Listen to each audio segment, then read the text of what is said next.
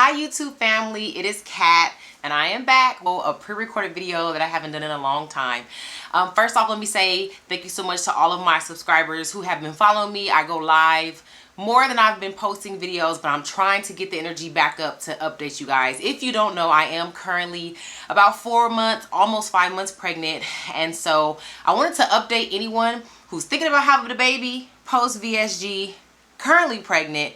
Maybe you've had a baby, or maybe you're just thinking about the surgery. You want to know what it would be like to be pregnant post VSG. Well, stay tuned. We're going to get into a lot of things that are very important.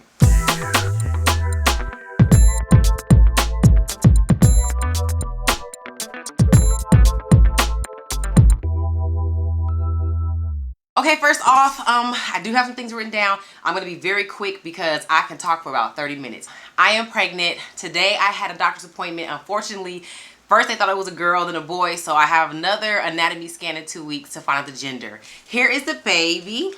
Hopefully you guys can see this picture. I'll try to zoom in. Isn't the prettiest ultrasound picture? Just look at the lips. It looks like a person. It's a really great shot. My due date is September 29th. I think I'm going to give birth around the 10th, September 10th, 9th, something like that. Don't ask me why. That's just what I feel like I'm going to do. Names. I have a name in mind. I really think it's a boy. I strongly think it's a boy. But I'm kind of saving that for me and my husband to pray over and finalize. I don't want to put it out there too soon. I kind of want to meet the little person before, kind of to get a sense. But I do have a name. But for right now, we call the baby Honey.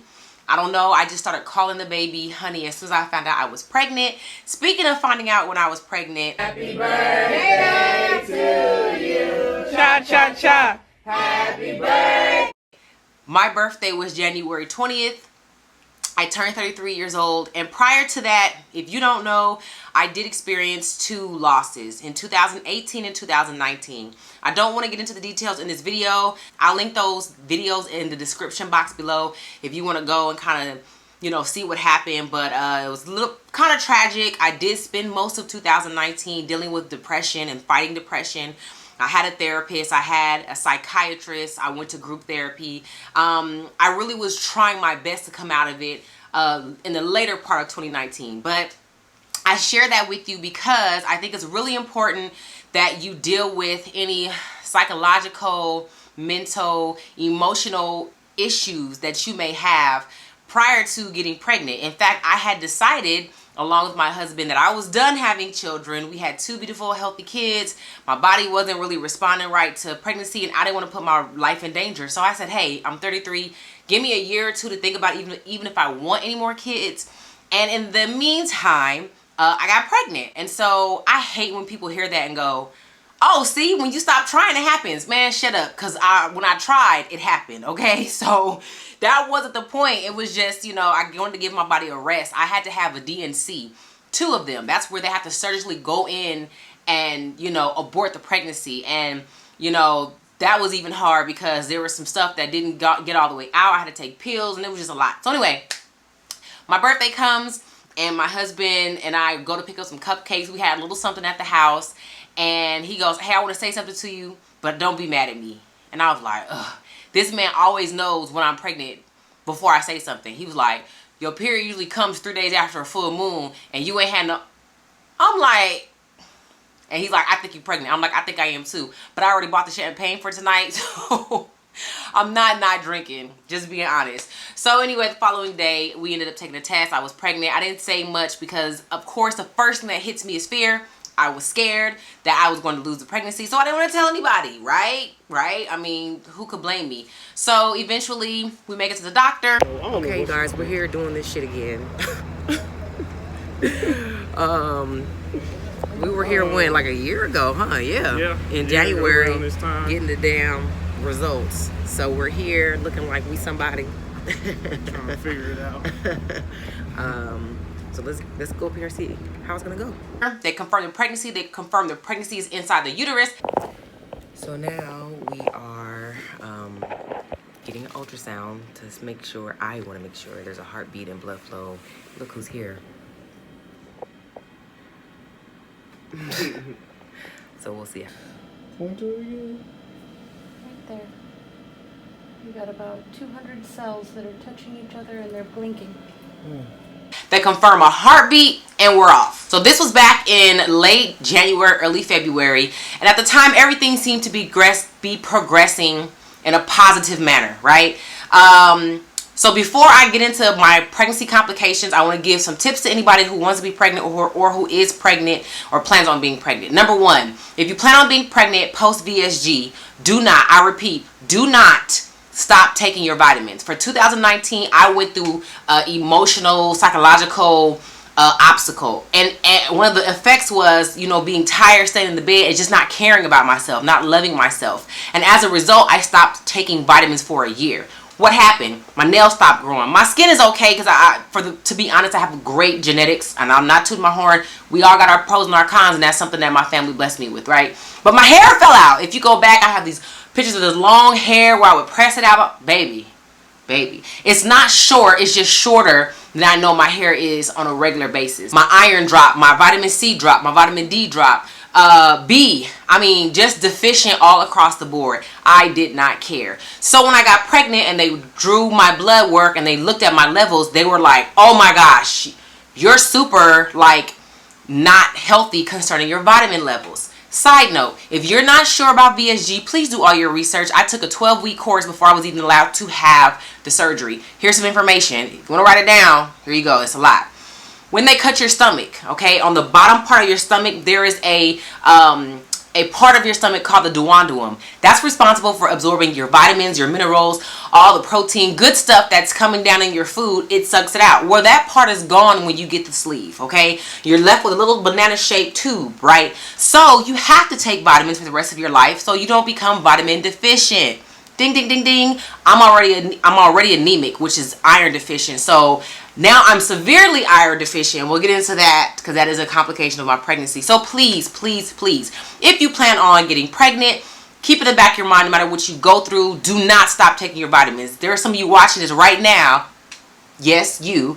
And you stop taking your vitamins. Please, for the love of yourself, take your flipping vitamins. Okay? Next thing is being pregnant post VSG. If you start to have bad eating habits, it will affect your pregnancy. Now for me, my bad eating habits consisted of me not eating as often as I should, okay? The bottom part of the stomach, remember we talked about the duodenum? Well, that's also the part of your stomach that secretes a chemical that's responsible for your appetite. Well, I don't have that anymore either. So what does that mean?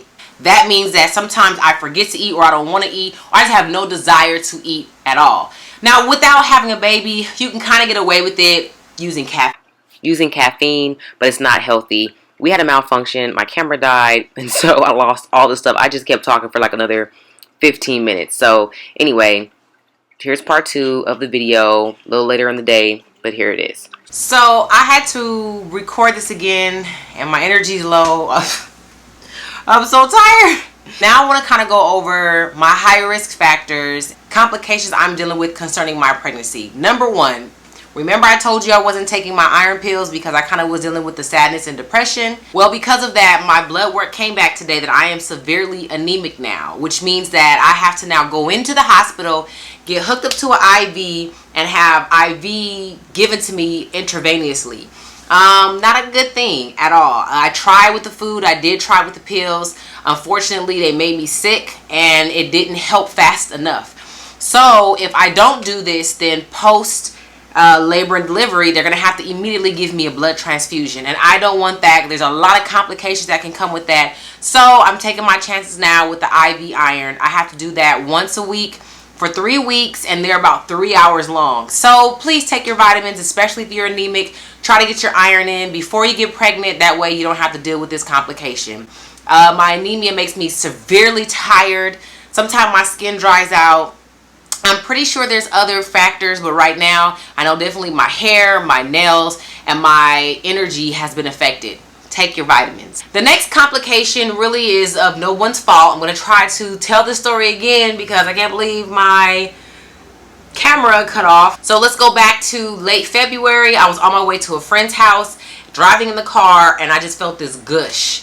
When I looked down, I was soaking with blood. Got to a friend's house. I was able to clean up, wash my clothes. I had no idea what had happened, but I did not see any type of blood clot. that made me feel like I had a miscarriage. So I didn't go to the emergency room. I did email my doctor. At the time, I took it easy. I didn't do anything crazy. That was late February. March comes, I'm laying in the bed, it's 4 o'clock in the morning, and again, I feel this huge gush. And when I say gush, it's kind of like when you're on your period and you might sneeze or pass a blood clot and you feel like this gush. That's what I felt. And so we get up, pull the covers back, very graphic, so if you're squeamish, then turn it off now. There was blood everywhere, in the bed, on the sheets. My husband jumped up, I jumped up, I went to the bathroom and ran and sat on the toilet, and blood was just pouring out of me. It was very scary. Blood clots were coming out. So at this point, I don't know if I passed my baby or not. We go to the emergency room, and I'm told that I basically, you know, the baby's fine. They find the heartbeat. They basically just say it's normal to bleed. We think you may have something called placenta previa. So everything is okay with the baby. No explanation for this blood loss. I'm getting ready to go home. I've been discharged. Don't feel good at all. Still have a headache. I haven't eaten all day. I haven't drank anything. And I'm tired. So, yeah. Can't complain. Still a heartbeat. Basically where the placenta is over your cervix, and there's a lot of blood vessels there, and it's bleeding. Okay, 1 week later, maybe about 5 days later, I think I'm in the bed again, and it happens again, where I feel this gush, and this time I'm able to hop up, kind of hold myself and make it to the bathroom, and then once again, huge gush, double the blood clots. I hop up, go to the emergency room again. During this time, remember, we're on lockdown, so my husband is not allowed in the hospital, which was a little bit nerve-wracking because I was in there by myself. I was scared, he was scared, service is bad, you know, so it was scary at the time. We get in there, they do an ultrasound immediately, they check, they say, boom, there's a heartbeat. So I start crying because I'm like, oh my gosh, thank you, Lord, the baby's still alive. Because, you know, I just experienced a loss the year before, and I'm like, Lord, if this baby passes away, I don't know if I can take it. So very nice black doctor comes in. Yes, if you're watching this and you're not black, it's not about just, oh, why does it have to be a race? Please do your research and see that unfortunately black women of color, die at a higher rate than their non-minority sisters. And it's because of this idea that dates back to slavery. Side note, the father of gynecology, go read about who he was. He was a slave owner that was able to discover all this stuff about the women's human anatomy by doing surgery on live slaves, because it was always said that black women had a higher pain tolerance and threshold, and they didn't feel any pain, which is completely not true, right? And unfortunately, that has been the stigma. So when a black woman's in the hospital and she says, I don't feel well, or I'm bleeding too much, or the pain is unbearable, we're not believed. And so I tell you that history to give you some insight behind my fear about going to the hospital, having all this blood, and being scared that a person may come in who may look at me and say, girl, you fine, or you're fine, ma'am, or whoever it may be, right? Black woman walks in, immediately I start crying, and I'll just feel this sigh of relief because I don't want anybody to think I'm in there faking. My hospital is locked down. They don't want anybody in there for no foo-foo reasons, okay? So they got me in like that because of everything that was happening, but they're also turning beds over quickly. And so she explained to me that I have something called a subchorionic hematoma / hemorrhage. The hemorrhage is actually where the blood comes out, but the hematoma is the thing that's in there. It's like a ball of blood that's in there, and it's inside the uterus, inside the womb with the baby. And so she basically said, Miss Branchman, I want you to understand that I'm here to answer any questions you have, but at this point, there's nothing we can do for you. You have the 50-50 chance of keeping the baby and losing the baby. There's nothing we can do, no medicine we can give you. We can't operate, we can't go in there. We just have to proceed with the pregnancy as your body proceeds. And I think that was very overwhelming to hear, because as somebody who's a doer, I was not able to fix it. My mental ingenuity, my questions, you know, my vigor, you know, none of that mattered, because it was just all up to really fate and God. So I left there. I let my husband know what was going on, and it was very scary for us. They put me on pelvic rest, which basically is no intercourse, you know, no heavy lifting, no heavy running and stumping. I put my damn self on bed rest. I was like, I'm gonna just chill for a while, because I did not know what I could do to to keep the baby safe. And so I just stayed in the bed, and then our doctor emailed me, said, make sure you are walking a little. You know, I don't want you completely bedridden for the next 6 months. And I was just nervous. Went to the doctor today. The hematoma has grown a little bit, but we were able to see honey is kicking the hematoma. So I've been bleeding every day for about 30 some days, right? Every day, just blood. And so some days are bad, it's bad. Some days the blood is dark because it's older from like the day before where it's worked its way down. Some days it's a lot, some days it's a little. It's just, you never know. And so it's made me a little anxious. I did go to a friend's house because my oven broke. I had to finish cooking a dish, and I was scared sitting on her couch because I said, oh my gosh, what if I have an episode and just start bleeding on her couch? And I'm pretty sure my friend would have helped me, but it just made me scared. So I kind of have a complex about going out right now.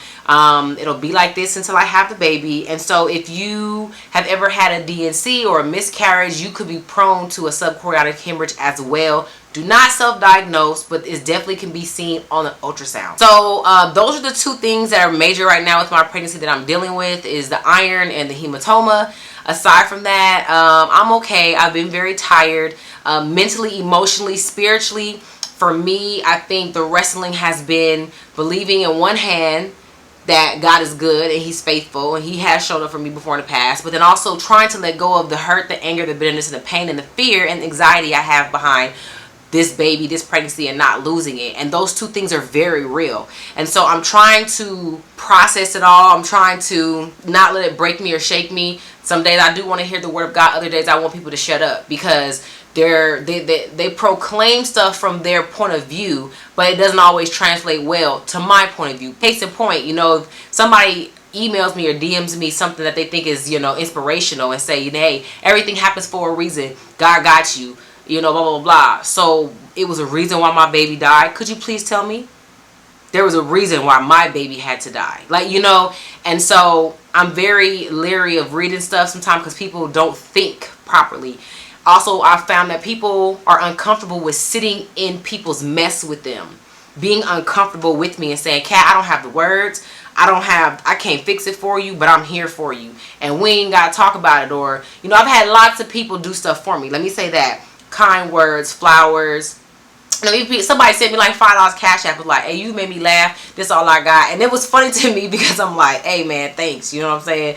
I just think there's different ways God is sending me love, but I'm just sharing those things with you so you can see, you know, insight to what somebody like me goes through or is dealing with. I'm a little nervous about the COVID situation because, one, I have to have a baby shower. Like, my daughter will be 13 this year. My son is 9. I ain't got no baby stuff. Ain't no hand-me-downs in this house. So I need everything. My husband's not working.